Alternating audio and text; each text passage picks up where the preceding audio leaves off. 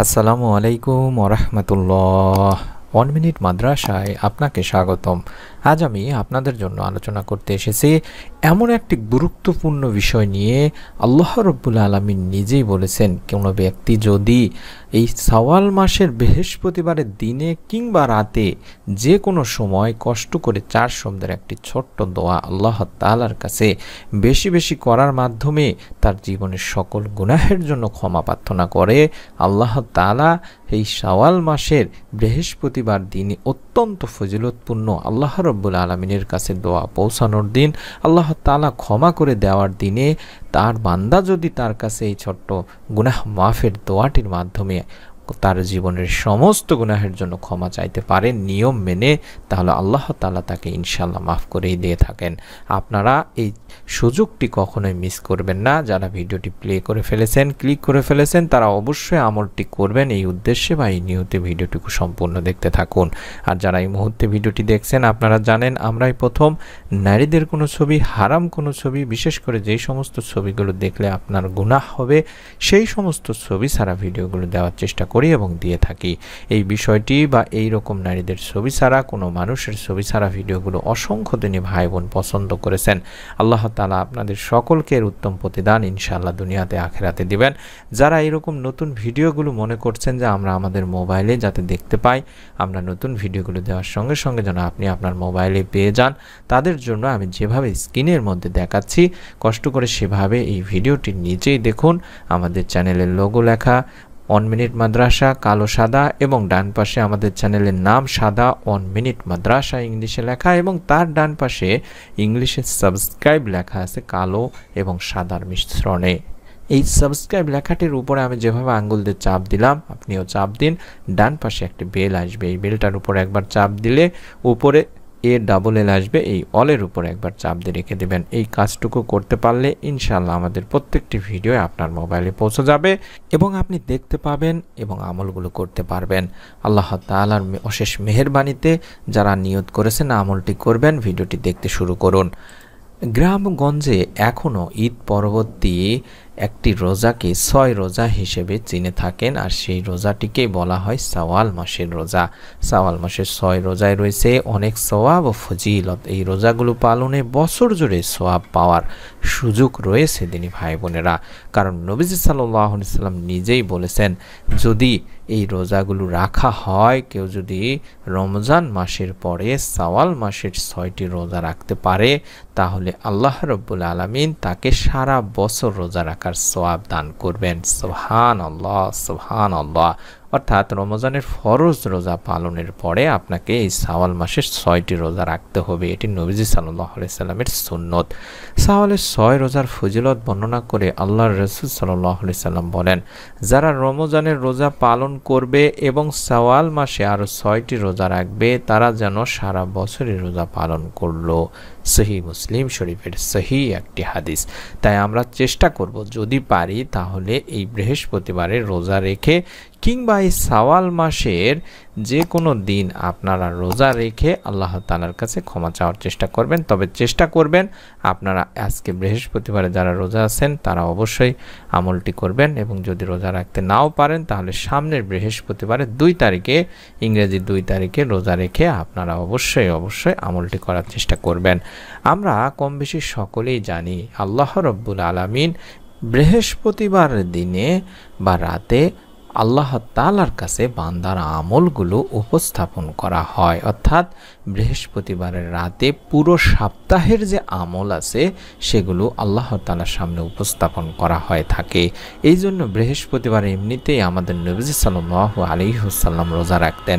এই বিষয়ে যখন নবীজি সাল্লাল্লাহু আলাইহি ওয়াসাল্লামকে বলা হলো যে বৃহস্পতিবার আর সোমবার এই 2 দিন আল্লাহ তাআলার সামনে বান্দার আমলগুলো উপস্থাপন করা হয়, তাই আমি চাই আমার আমল পেশ করার সময় আমি যেন রোজা অবস্থাতে থাকি। তাই নবীজি সাল্লাল্লাহু আলাইহি সাল্লামের সুন্নত পালন হবে, অর্থাৎ সাপ্তাহিক বৃহস্পতি ও সোমবারের রোজা একটি পালন হবে আপনার। এবং আপনারা হয়তোবা অনেকে জানেন যে আইয়ামে বীজের রোজা এই বৃহস্পতিবারে রয়েছে, অর্থাৎ মাসিক একটি রোজা। এছাড়াও আপনারা যারা শাওয়াল মাসের রোজা থাকবেন, তাহলে এই একদিন রোজা রাখলে আপনি 3 দিন রোজা রাখার ফজিলত পাবেন ইনশাআল্লাহ। আল্লাহ তাআলা আমাদের এই জীবনে দিন ও রাত দুটি ধারা রেখে দিয়েছেন। এর মধ্যে কিছু কিছু দিন ও রাতকে আল্লাহ তাআলা বিশেষভাবে বরকতময় করে দিয়েছেন। এতে সঠিকভাবে যদি আমল করা যায় তাহলে দুনিয়া আখিরাতে আল্লাহ রাব্বুল আলামিন আপনাকে সফলতা দান করবেন। এমনই একটি রাত হলো বৃহস্পতিবারের রাত, অর্থাৎ জুমার দিনের আগের রাত। বৃহস্পতিবার সূর্যাস্ত থেকে শুক্রবার শবে সাদিক পর্যন্ত সময়টা অনেক বরকতপূর্ণ। হাদিসেও এই রাতের অনেক ফজিলত, বরকত ও উপকারিতার কথা বর্ণিত হয়েছে দিনী ভাই বোনেরা।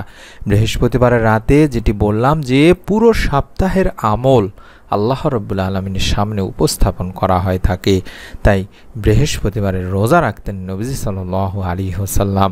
নবীজি সাল্লাল্লাহু আলাইহি ওয়াসাল্লাম বলেন, বৃহস্পতিবার ও সোমবার আল্লাহ তাআলার সামনে বান্দার আমল উপস্থাপন করা হয়, তাই আমি চাই আমার আমল পেশ করার সময় আমি যেন রোজা অবস্থাতে থাকি। সুনান নাসাই শরীফের একটি হাদিস।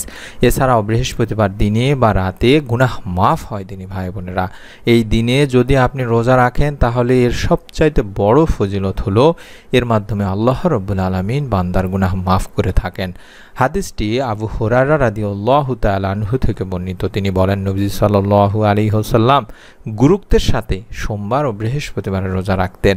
নবী সাল্লাল্লাহু আলাইহি সাল্লামকে এই বিষয়ে জিজ্ঞাসা করা হলো, আল্লাহ রাসূল সাল্লাল্লাহু আলাইহি সাল্লাম আপনি গুরুত্বের সঙ্গে এই সোমবার বৃহস্পতিবারের রোজা রাখেন, এর কারণ কি? উত্তরে নবী সাল্লাল্লাহু আলাইহি সাল্লাম বললেন, সোমবার ও বৃহস্পতিবার আল্লাহ সব মুসলিমকে ক্ষমা করে দেন, তবে ওই দুই ব্যক্তি ছাড়া যারা একে অপরকে বর্জন করেছে তাদের সম্পর্কে আল্লাহ রাব্বুল আলামিন বলেন, পরস্পরে তারা মিলে যাওয়া পর্যন্ত এদেরকে আপন অবস্থাতে ছেড়ে দাও। এটি সুনানে ইবনে মাজার একটি হাদিসে বলা হয়েছে দিনী ভাই বোনেরা। তাই আমরা এই বৃহস্পতিবারের দিনে কিংবা রাতে শাওয়াল মাসে যদি সম্ভব হয় রোজা রেখে একটি 4 শব্দের ছোট্ট দোয়া পড়ব নিয়ম মেনে।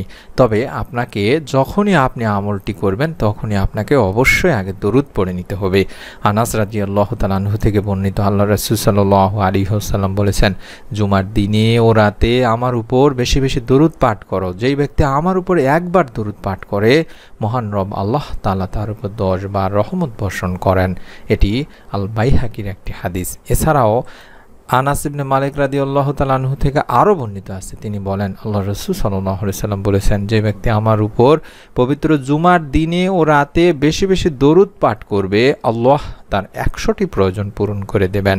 সুবহানাল্লাহ। এর মধ্যে 70টি আখিরাতে এবং 30টি পৃথিবীতে। এটিও বাইহাকির একটি হাদিস। তাই দরুদের অনেক ফজিলত, উপকারিতা ও সওয়াব আছে দিনী ভাই বোনেরা। এর মধ্যে সবচাইতে গুরুত্বপূর্ণ হলো যে দরুদ পাঠ করে তার উপর আল্লাহর রহমত বর্ষিত হয় এবং এটি আল্লাহ রাসূল সাল্লাল্লাহু আলাইহি সাল্লামকে ভালোবাসারও একটি নিদর্শন বহন করে থাকে। সুবহানাল্লাহ। তাই আমরা বেশি বেশি দরুদ পাঠ করব এবং এই ছোট্ট 4 শব্দের একটি দোয়া অন্তত কষ্ট করে হলেও 100 বার পাঠ করব।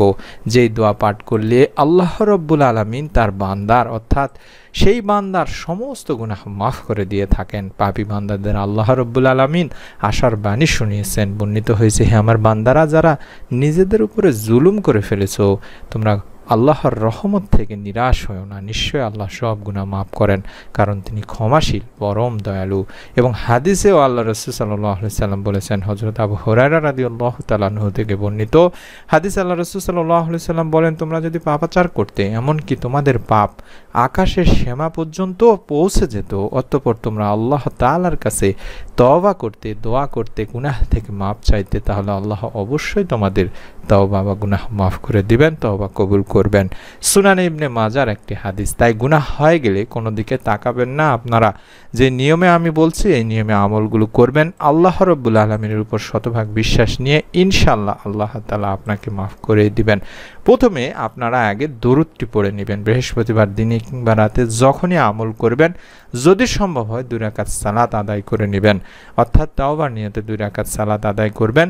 তারপরে 11 বার আল্লাহুম্মা সাল্লি আলা মুহাম্মাদিন ওয়া আলা আলি মুহাম্মাদ, এতটুকুই পড়বেন, কোনো সমস্যা নেই। এটি ছোট দরুদ শরীফ। আল্লাহুম্মা সাল্লি আলা মুহাম্মাদিন ওয়া আলা আলি মুহাম্মাদ এভাবে কম করে হলেও 11 বার পড়ে নেবেন।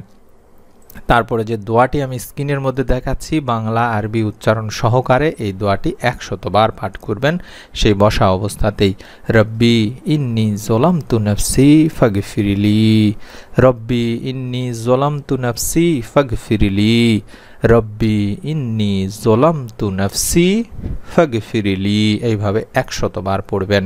এই দোয়াটি 100 বার পড়ার পরে আপনি আবারও যে দরুদটি দেখাচ্ছি আল্লাহুম্মা সাল্লি আলা মুহাম্মাদিন ওয়া আলা আলি মুহাম্মাদ 100 বার পাঠ করবেন।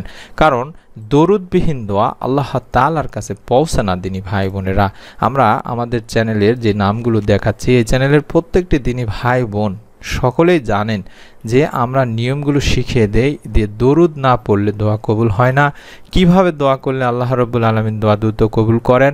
এই বিষয়গুলো নিয়ে আমরা বিস্তারিত ভিডিও প্রত্যেকটি চ্যানেলেই দিয়ে থাকি। আপনারা অত্যন্ত আগ্রহের সাথে সময় নিয়ে আপনারা ভিডিওগুলো দেখেন। আপনাদের প্রত্যেকটি কথায় আমরা অত্যন্ত গুরুত্বপূর্ণ মনে করি। অনেক দিনই ভাই বোন কমেন্ট করেন অযথায় ভিডিও বড় করছি, শুধুমাত্র দোয়াটা বলে দিলেই হতো। যখন আমরা শুধুমাত্র 1 সেকেন্ড 2 সেকেন্ডের মধ্যে দোয়াটি বলে দিব, তখন অনেকেই বলবেন দোয়ার নিয়ম কি, কিভাবে করতে হবে, এই বিষয়গুলো নিয়ে অনেকে আবার প্রশ্ন করবেন। তাই অনুরোধ করছি অধৈর্য হবেন না। জীবন থেকে যে সময়টুকু নষ্ট করতেছেন ভিডিও দেখে, এই সময়টি আপনার জন্য সাদকা জারিয়া হয়ে যাবে ইনশাআল্লাহ।